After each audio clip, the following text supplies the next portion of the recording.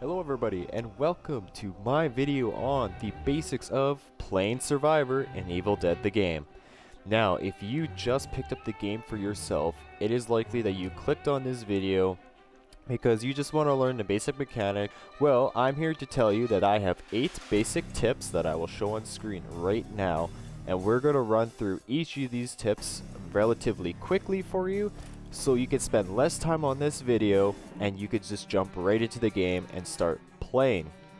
Now, if any of these tips look like something you really want to look into, there will be timestamps on the video, so feel free to skip ahead and watch the part which will benefit you the most.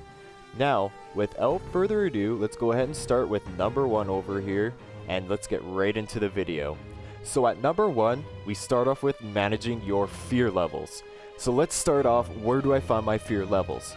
Well, if you take a look at the bottom left corner, you'll notice your character icon of whichever character you picked, and you'll notice the white bar, which is your health, and below your health bar will be a pink filled bar, which is your fear. Notably, at your fear bar, you'll notice that there is a marker at the end of it or towards the end of it.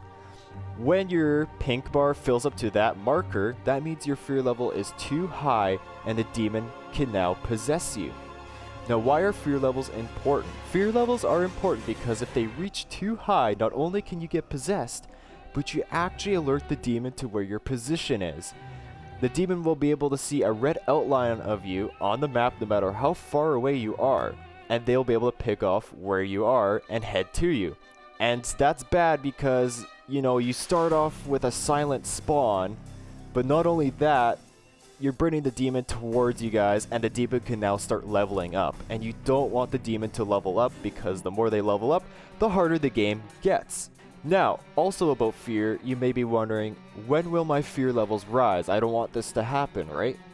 Well, there's a couple ways you could control your fear level. Number 1, go into buildings that are well lit. Or number 2, create your own light with the matchsticks. Fear will rise when you're in the dark by yourself. If you're in the woods by yourself. That kind of thing. It'll even go up when you're with a group of survivors. However, if you're with your group of survivors, your fear level won't go up nearly as fast as if you were by yourself. So try to stick together, and those are the main tips about managing your fear levels and why you want to do so. So, number 2 on our list is teaming the objective, which essentially means work together. That's the main thing in this game, is to work together. So the objectives are, you know, they're explained okay in the tutorial, but it's kind of doo-doo, to be honest. So I thought I would throw it in here as well. So once you collect the 3 pieces of the map, that's the first step in the game, you'll get the 2 objectives next. Collect the Kandarian Dagger, or you could go and collect the lost pages at the Necronomicon. The order doesn't really matter. Survivors just typically go to the closest one.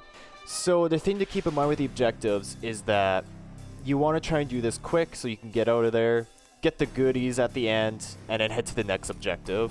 And then once you complete that objective, you can go banish the dark ones. To keep in mind that the more survivors you have on the objective site, the faster the objective will go. Now, this timer is located at the top. Let's say you're getting the dagger. The dagger will just slowly fill up with a blue kind of color, and once that's completely filled, then you're done. Chest will spawn in, you get some goodies, bam, let's go to the next objective. The reason you want to do this quick is because the demon in this time gets unlimited infernal energy. So they still have to wait for their abilities, so they can't just spam portals on you, unfortunately, as a demon. But that would be a little too crazy if you think about it. But they just don't have to go hunt for the infernal energy as much, so just keep that in mind. That's kind of the main points about objectives. You just want to get through them as fast as you can, work together. As I said, that's the theme of this game. Work together, and you will survive. So at point number 3, we have be on the lookout for the demon.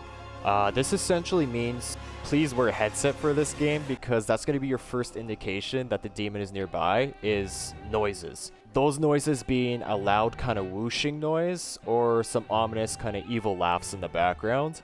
That means that the player has now found you guys and he's kind of ready to start spawning stuff on you and to ruin your day. That being said, that is the second indication that the demon has found you. If you do not hear these noises, you will see stuff spawning in around you, whether it be basic or elite units. That's usually a good indication that the demon has found you. Other things to be on the lookout for are demon traps.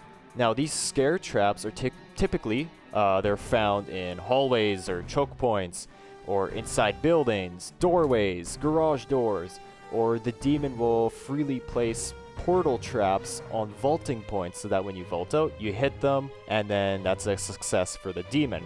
Now what do these traps look like? How do I avoid them, right? These traps are very hard to see, but you can actually see them and you can avoid them, so then you don't have to worry about them. They are like a transparent outline. They hover above the ground. They pretty much just look like an invisible portal. They can be hard to pick out when you're first playing, but as you play more, you'll kind of get used to like where traps typically are located and what they look like. So if you're to take anything away from point number 3 here, keep an ear out for the noises so you know that the demon is nearby. If stuff starts spawning around, keep an eye out for that, and keep an eye out for those traps so that you can avoid them, and then you will do just fine. So at number 4, we have a nice quick point here, but it is an important one. Create a balanced team at the start of the game when you're in the lobby. This means you're going to have to find more than one player, or character rather, that you like playing as. So what I did is I picked a character from each class I enjoy playing as. So that way when I load into a match with other players, I usually let them pick first. I don't really care who I play as. And that way when I see, you know, who they've picked, based off of their picks, I can pick the best character which will best support our team in the game. So this essentially means don't stack characters of the same class because that reduces your chance of winning. You're not utilizing the strengths of each class, and you're not utilizing the strengths that they have to back up the weaknesses of other classes. Hence how support doesn't do very much damage, but a warrior will do lots of damage, but a warrior can't heal, whereas a support can heal. So you see how those work together, right? So find more than one character you like playing as, and pick the character based off of what your teammates pick so you can best support your team and win the game. So point number 5 on our list is utilizing the execution system in the game. Now the only time that you can perform these executions is once you depleted the enemy's balance bar. You might be wondering what a balance bar is, but don't worry, I will explain that further into the video because the game does not explain to you at all what a balance bar is. So we will get there. But essentially you've depleted the balance bar, now what? Well, this gives you the opportunity to perform a finisher move. Now, the icon will either be white or red. If it's white above the enemy's head, that means that you can perform this special attack, but you aren't going to finish them off. If it's a red skull that appears above their head, that means when you finish the finisher move, you will kill the enemy. In addition to this, when you finish off the enemy, it'll also drop loot for you most of the time, and a lot of that time it's ammo, which is really nice because guns are extremely valuable in this game. The other, I guess, benefit of doing a finisher is that it locks you into the animation. Now, when it locks you into the animation, you become invincible for a short amount of time. This means no enemies can shoot you or hit you or do anything to you while you're performing your finisher move. This gives you an ample amount of time to decide what your next move is going to be. Am I going to dodge? Am I going to run away, get to new ground?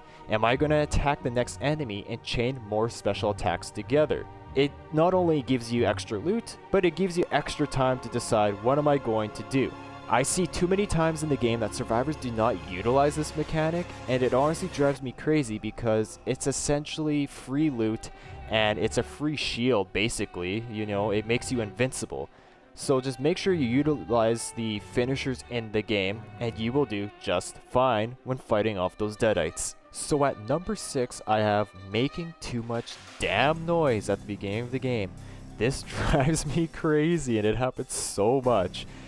You'll know though, like if you play as Demon, and there are some really good groups of survivors out there, they will make any noise until they get to the objectives. And that's because they know how important a secret spawn is.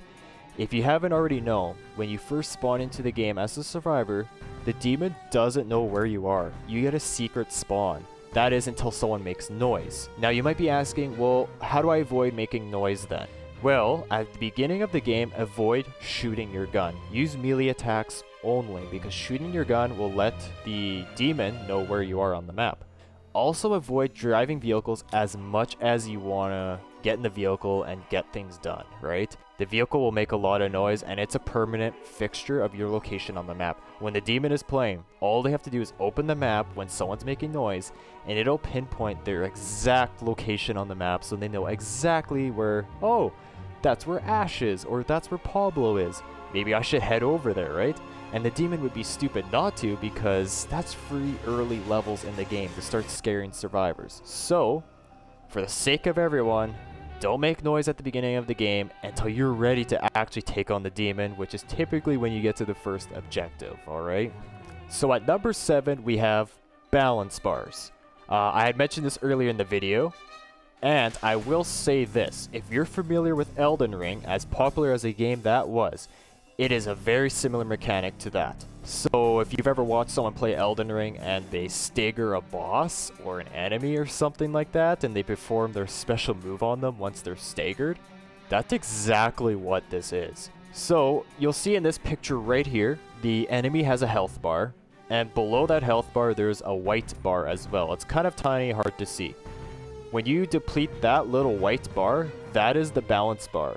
So once that's depleted, you actually stagger the enemy, and like I was saying earlier in the video, with that gone and out of the way, you can now perform those special moves and finishers / executions like I was talking about. Just do your best to get rid of those balance bars. It comes naturally, you know, because you're fighting deadites all the time in the game.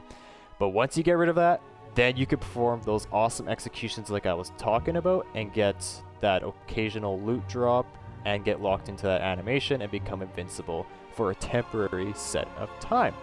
So for our final point of the video, we're going to talk about Pink F in-game upgrades. This is not to be confused with your permanent set of like character skill upgrades you can get, where you have to spend your spirit points and your XP to level them up, as shown on their screen right now. These are the in-game or in-match upgrades that you get from collecting those pink bottles from chests. But they depend on the rarity. So if it's a common chest, you'll probably get 1. If it's a legendary, you might get 3 or 4 of them. It depends, right? Which is really nice. It's a nice little bonus. And you will even get pink F upgrades from chests that are trapped. I know it's not ideal, but if you want a couple more upgrades, you might have to bite the bullet, hit a trap chest, but you still get some pink F upgrades out of it, which is kind of nice. So if you press the down arrow while you're in-game, you'll see that there's a bunch of different upgrades you can go for. There's like melee, your ranged, stamina, shield, how much fear you intake during the game. And these upgrades become increasingly important throughout the game because as you're playing, the demon is getting stronger, and the stronger that the demon becomes, the harder the game becomes. So if you want to keep up with the demon's rising progression, make sure you're, finding time to loot and get those pink F upgrades so you can keep up with the demon's rising power. Alright, so if you've made it to this point of the video, go ahead and give yourself a pat on the back. That means you have now reached the end of the video. So I hope these tips were helpful for you. They're by no means advanced survivor tips that will win you every single game and you'll just clap the demon every time. But they are the basic and essential mechanics of the game that you should know when you're going into your first match as a survivor or your first couple matches as survivor. I know the tutorial, it's okay, but it's not great. So the purpose of this video was to answer some of those questions you still might have after playing the tutorial, because I know I had lots of questions still going into my first match, and it was kind of overwhelming, to be honest with you. So hopefully this video helped you out. If it did, go ahead and leave a like on the video. And if you enjoy this content, there is more Evil Dead content on my channel. I post quite regularly about this game because I absolutely love this game. And I hope you guys enjoy it as much as I do, jumping into those first couple of matches. Hit that subscribe button if you enjoy the content. And I will see you guys in the next video. Have a good day.